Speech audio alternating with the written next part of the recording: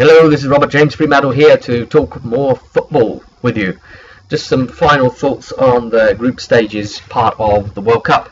In fact, I've mentioned before why the World Cup still seems mostly untainted compared to sort of all the other league football, but you can go back and watch them as it is. So I still find something very noble about the World Cup. But this year, this 2014 World Cup, for me, FIFA have really brought it into disrepute. And there's just been too many dodgy decisions that have ruined it for me from day one, to be honest. And there's still been some interesting matches out of it, aside from the fact that England went barreling out. But it's not just about that. I'm still going to keep watching, because I like a good game of football in front of me, regardless of who's playing. I've got my app here, so I've got the games listed in front of me as a prompt, so that I can look back with the group stage now concluded, and we're about to move on to the 8th finals. So let's take a look. I mean, we kicked off with Brazil-Croatia, and that was the 3-1 win to Brazil. We're not going to go through every game like this. We're not going to go through every team. We're going to try and keep it quite quick and just keep some impressions down. I mean, that was the game that was really messed up. Croatia really got the game completely taken away from them by the FIFA as an organisation. The referees made some really terrible calls there, and I think another thing is about this diving and all this. I think that referees that spot dives should give out yellow cards more so. I think it should be more prevalent as a decisive action of punishment on the pitch for seeing that, because it really is very bad sportsmanship, and it destroys the game, because it destroys the flow of the game. And when the whistle keeps blowing and the game's having to shut down once more, this stopping play thing, it keeps ruining the tempo of and the excitement for the fans. Mexico were an interesting team throughout. Just to quickly cover Brazil here, I don't think they or any of just to go backwards a sec, I don't think they or any of the teams in the World Cup are as good as they should be. I think they are all shades of the past, all the ones that were considered and should be considered quality. Obviously it's different players, they come and go and different things, but there's been something historic over the years. Like, for instance, Brazil have always been a really good team, and they still are a good team, yeah, but they aren't a patch on the old Brazil, are they? Let's admit it. I've been really interested in Mexico and excited about them because it feels like I'm cheering on underdogs, and they've come back in 2014 and done really well. I mean, a victory against Cameroon doesn't really say a lot. The Cameroon's kind of been my major boring team for the tournament, so and I love Mexican food, so I'm pretty much just cheering them along just because of burritos. I mean, that's kind of a Team 2 styly thing. We've seen shocks this year with Spain losing 5-1 to Netherlands. Obviously Spain are the reigning champions, and they ended up getting knocked out. So yeah, that is the proof right there that players can come and go, and quality can dip between tournaments. Netherlands themselves look like a very strong team, and I don't just mean because they won 5-1. I mean, they haven't performed consistently for 90 minutes 3 times over their games, but when they have switched back on, they've sort of said, why are we letting you play against us? We're Holland. Just bring it on. Come on, let's just win. And when they want to win, and you can see it, they just get it done. And for me, they feel like quite good contenders actually for a final, if not a win. Just got this kind of itchy feeling that we're going to be maybe seeing Netherlands in the final. So putting that out there now. I've been really excited for Chile, very excited. and their first game was against Australia, and they won that. Australia, obviously, they came in as complete least favourites, the bottom of all of them. But I really was excited by some of their play, some of the heart in their play. It was nice to watch them. And Chile have been an interesting surprise this year. They look like a powerful contender. I'd like to see what they can do, what they can go on and do. Again, Colombia, another really promising, powerful contender. They've played well, and they've deserved to go through into the eighth. We've got Greece that have had their woes, just about scraping by, but I don't think the future holds great for them from here on out. Uruguay, well, what can we say about them? Suarez, right? As soon as they've lost him, I think they lose that world class finishing ability, on goal, and the biting incident has just probably destroyed the World Cup for Uruguay. They used to classically be a really good team, actually, back in the day as well. They were a major contender. Costa Rica, they've been doing okay in this one. Something else to watch, just to see these other teams be able to rise up and all get better than England. That's the thing you've got to love, isn't it? The English, we invented the game. Let's get on to them briefly. We invented the game, and yet all the other teams, even the ones that classically aren't better than us, they are all now better than us as well. The strange thing is, a lot of people say, oh, this is our worst performance since like 1950, blah, blah, whatever. Right, okay, fine. You could say, because we lost all the games and that, but... However, that first game against Italy, which we lost, of course, 2-1, I think we played so very well in that game. So well. And especially in the first half.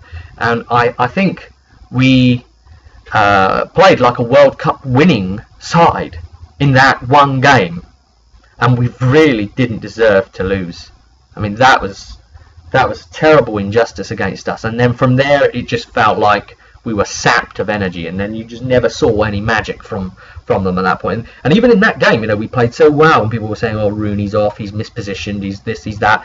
And the other players were great, and you can see that some of the players in the England team, such as their skipper, have been having a really bad tournament. It's not been fun for them. And then, of course, we've got some terrible mistakes in defence. And with England, it is usually a very poor defence that lets them down. Something where they lose their concentration, and they lose their marked players, and they just leave these awful openings, and they get exploited. Just quickly, we won't cover literally every team. I was really excited about Japan, because I speak a bit of Japanese, and I like the culture, and I always check to see how they're doing and try and watch their games. And this year, it's not been a good situation watching Japan. Most of their games have bordered on severely boring, actually. But again, they've been playing just in some respects like they did last year. They played a beautiful passing game not last year, 4 years ago in the last World Cup. A beautiful technical game of football that the Japanese players seem to adhere to. They pass the ball well, it sticks to them, and they set up little sort of on the fly plays that outsmart the defenders and midfielders, and they look dangerous, and they make these opportunities. But the thing consistently this year, whereas like last year I was thinking, yes, Japan are playing really, not last year, I keep saying last year, last tournament they were playing really well, and I thought, yeah, they deserved to go on, and then when they lost I was a bit unhappy. This tournament I can see that Japan just didn't perform well enough, and their big weakness for me was at the front. They didn't have anyone there that could read the play properly and be a finisher. What they need is kind of like a Gary Lineker type, you know, to sit there in front of the goal, and you know the ball comes his way, and he's just got an instinct for knowing how to get it in. Someone to actually score goals, because the rest of it all just played really well. But yeah, they've been so weak in attack in this tournament. We're not going to cover a load of the others. France have looked all right, one of the stronger teams. They've had a recent World Cup win. I don't really give it to them for this one. Argentina, you've always got to watch out for them. Germany, I saw one commentator mention that they are kind of the sharks of the World Cup. You know, they get a sniff of blood and then they go in for it. You've always got to watch Germany, especially if you're England. But I think they are a interesting team, and they are strong and disciplined, as you would expect from a German side. You know, but again, I think they may suffer from the problem that I was saying that all the teams might be suffering from at the moment, where they're not quite the best incarnation of themselves right now in this tournament that they possibly could be. There's a few areas that will probably let them down somewhere. So it's maybe not as exciting a World Cup as it should be, because of a lot of the teams having these problem areas and not being like super terrific. You know, they're just all quite good, the best ones. And it was nice to see a mix of other ones. I really wanted to see Iran going up against something like the US. I always love the idea of matches with like a political background on them as well, and just to see how it would play out on the pitch. That's always fascinated me. That's why it fascinated me when I saw USA play Germany, and we got to see USA really actually take it to Germany. And yeah, USA haven't been a great team in the World Cups, and they don't deserve to be, because right now obviously their focus is on a number of other sports, and they put football, or soccer as they would call it, as one of the lower priorities. But you know, it's getting better in this tournament, and there are more viewers in America at the moment checking out their progress and getting behind them. So for me, that was really good to see USA play so well and really pick it up against Germany. And again, you know, it's like, ooh, World War II encounter, ooh. You know, it was kind of like that right at the end of the World Cup. That kind of was D-Day for the USA, because you know, they had to make sure they were either going to draw to go through, or if they were going to lose, not lose by too much of a goal difference. And yes, they managed to lose accordingly, and still qualify into the eighth. So okay, that's not bad, and I'm excited for USA. They played really well on the day, so I'm excited to see more of them. So yeah, good on them. I like to see, you know, teams that aren't traditionally normally supported in football coming forward and getting that exposure that they should have. Russia. It's interesting to see them about. I would love to see them play against Ukraine. Wouldn't you? Right now, wouldn't you? Wouldn't that be interesting? You know, and Russia are taking too much possession. I'm not necessarily talking about the game, but yeah. Oh wow. So if we just speed forward and take a quick look at the final listings and how they turned out. So if we go into the standings, so we'll see that Brazil and Mexico went through. It's exciting. I'm happy that Mexico did for Group A. Again, you know, up the burritos, yay. I'm an enchilada man occasionally. Try and fit all that on a fag and wave it. Croatia, Cameroon went out. Yeah, nothing really much to say there. Okay, we've got Netherlands and Chile through, so that's two really strong-looking teams. Colombia, Greece. I don't really give it much for Greece. Group D was Costa Rica, Uruguay, and it's funny because the two that should have gone through that we might have imagined, you know, like Italy and England. Italy was kind of the no-brainer.